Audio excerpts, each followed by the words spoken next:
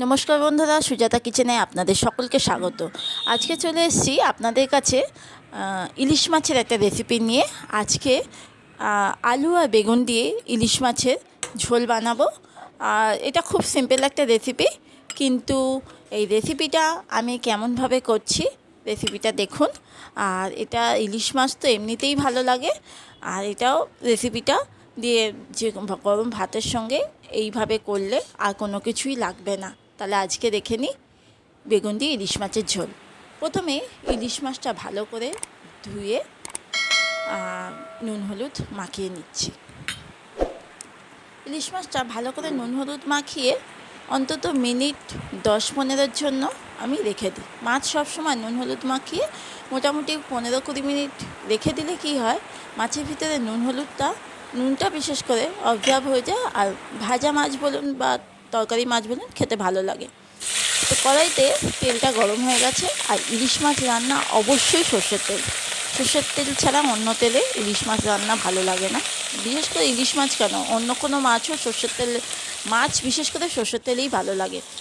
আমি ইলিশ মাছটা ভাজা বসিয়ে সিমে করে দিয়ে দেখাচ্ছি। দেখুন, একটা আলু দিয়েছি মিডিয়াম সাইজে, একটা বেগুন দিয়েছি বড় বড় করে, আর সর্ষে আর কাঁচা লঙ্কা নিয়েছি। এটা একটা পেস্ট বানিয়ে নেব। এবার চলে আসছি, ইলিশ মাছটা একদিকটা হয়ে গেছে, আর একদিকটা ভাজবো। অবশ্যই বলে রাখি, ইলিশ মাছ কিন্তু খুব একটা ভাজা তরকারি করলে বা ইলিশ মাছের ঝোল বা ইলিশ মাছের ঝাল করলে বেশি ভাজবেন না। বেশি ভাজলে টেস্ট থাকে না। হালকা কালারটা চেঞ্জ হয়েছে, উল্টে পাল্টে আমি তুলে নিয়েছি। এবার ওই তেলের মধ্যে আমি দিয়ে দিচ্ছি কালো জিরে হাফ চামচ আর একখানা কাঁচা লঙ্কাটা অবশ্যই আপনারা ঝাল প্রয়োজন মতো দেবেন। আমি একখানা বাটা দিচ্ছি আর একখানা এতে দিয়েছি। একখানা আলু সেটাকে তেলের মধ্যে দিয়ে একটু লালচে করে ভেজে নেব। আলুটা বেশ কালারটা চেঞ্জ হবে, তারপরে বেগুনটা দেবো।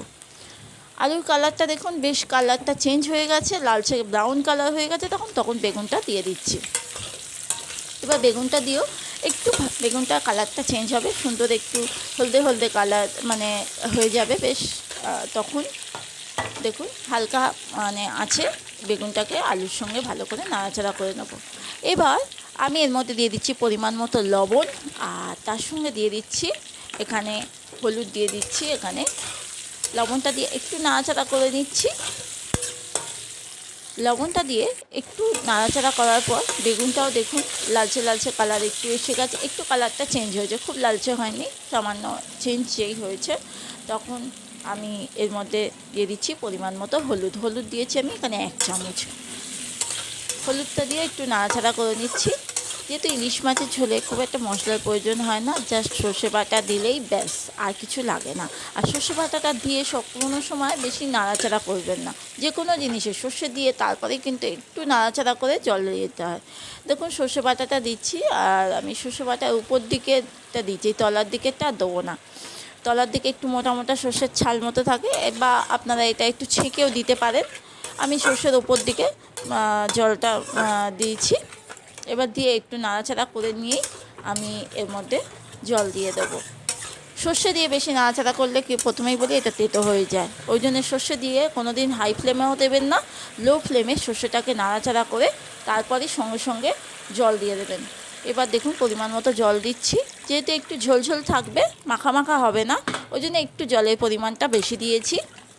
জলটা দিয়ে একটু ফুটতে শুরু করবে, তারপরে আমি মাছটা দেবো। যদি আমার রেসিপিটা ভালো লাগে বন্ধুরা, অবশ্যই যারা সাবস্ক্রাইব করেননি একটা সাবস্ক্রাইব করে বেল নোটিফিকেশানটা অন করে পাশে থাকবেন। এবার মাছ ভাজাগুলো দিয়ে দিচ্ছি। মাছ ভাজাগুলো দিয়ে একটু ভালো করে নাড়াচাড়া করে নিয়ে আমি এটাকে ঢাকা দিয়ে দেবো। দেখুন মাছ ভাজাটা দিয়েছি, দিয়ে এবার একটু নাড়াচাড়া করে ভালো করে এবার ঢাকা দিয়ে রেখে দিচ্ছি। যদি রেসিপিটা ভালো লাগে বন্ধুরা, অবশ্যই একটু শেয়ার করবেন, লাইক করবেন। এবার এটা ঢাকা দিয়ে অন্তত 2-3 মিনিটের জন্য আমি রেখে দিচ্ছি। 2-3 মিনিট পর ঢাকাটা খুলে দেখুন, যে জলটা দিয়েছিলাম একটু শুকিয়ে গেছে, কিন্তু ঝোল ভাবটা আছে। খুব পাতলা ঝোল হবে না, খুব মোটা ঝোল হবে না, মোটামুটি একটু ঝোল থাকবে ইলিশ মাছের ঝোল যেহেতু। আর আলুটা দেখুন, আলুটাও সিদ্ধ হয়ে গেছে, কারণ আলুটা আমি কড়াইয়ে যখন ভাজছিলাম একটু হালকা আছে তখনই অনেকটা সিদ্ধ হয়ে গেছিলো। বেগুন তো এমনিতেই গলে যায়। দেখুন একদম ইলিশ মাছের যে ঝোলটা, আলু বেগুন দিয়ে ঝোলটা একদম রেডি। বন্ধুরা আজকের মতো রেসিপিটা নমস্কার, আজকের মতো আসছি, আবার পরে রেসিপি নিয়ে চলে আসবো।